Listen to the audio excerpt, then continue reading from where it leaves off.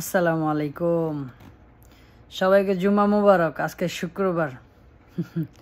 সকালবেলা আমরা ফেসবুকে দেখলাম 4-5 জন একসাথে ফেসবুকে ভিডিও দেখতেছি।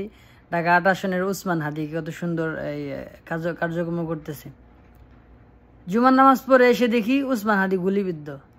সোনার বাংলাদেশ, সোনার বাংলাদেশ। আমরা সবই বুঝি। উসমান হাদি বর্তমানে কাদের গলার কাটা আমরা ভালো করে জানি, সবই বুঝি। শুধু আমি না, প্রত্যেকটা প্রবাসী উসমান হাদির পক্ষে। ঠিক আছে, কাদের গলার কাটা উসমান হাদি আমরা ভালো করে জানি। ঠিক আছে, নাটক শেষ ভাইয়া, শেষ, সব শেষ, কিচ্ছু থাকবে না। ঠিক আছে, যতটুকু ছিল এতটুকু শেষ হয়ে গেছে এই উসমান হাদির গুলিবিদ্ধর কারণে।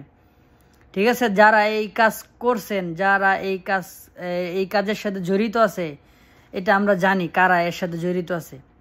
শুধু আমরা না, বাংলাদেশের সবাই যারা দেশের পরিবর্তন চায় তারা সবাই জানে।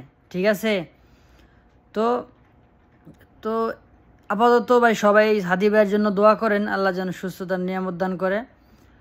বেচারা অনেক কষ্ট করছে, গণঅভ্যুত্থানের যে তার অবদান অনেক আমরা দেখছি, আপনারাও দেখছেন। গণঅভ্যুত্থানে এই উসমান হাদির মতো একটা ভাগ। ঠিক আছে, কাদের গলার কাটা আমরা জানি।